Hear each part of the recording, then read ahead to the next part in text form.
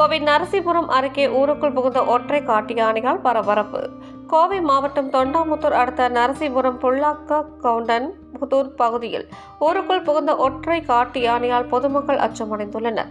கோவை அருகே நரசிபுரம் மலைப்பகுதியில் இருந்து இரவு நேரங்களில் வரும் காட்டு யானைகள் மலையை ஒட்டியுள்ள கிராமங்களுக்குள் நுழைந்து விளைநிலங்களில் பயிரிடப்பட்டுள்ள பயிர்களை சேதப்படுத்தி வருகின்றன. இந்நிலையில் நரசிபுரம் அடுத்த புல்லாக்க கவுண்டன் புதூர் பகுதியில் இரவு 8 மணி அளவில் புகுந்த ஒற்றை காட்டு யானை அப்பகுதியில் உலா வந்துள்ளது. மக்கள் நடமாட்டம் உள்ள நேரத்தில் யானை சுற்றி வந்ததால் பணிக்கு சென்று வீடு திரும்பியோர் கடைக்கு சென்றோர் யானையை கண்டு ஓட்டம் பிடித்தனர். தகவல் அறிந்து சம்பவ இடத்திற்கு வந்து போலுவாம்பட்டி வனத்துறையினர் யானையை வனத்திற்குள் விரட்டும் முயற்சியில் ஈடுபட்டனர்.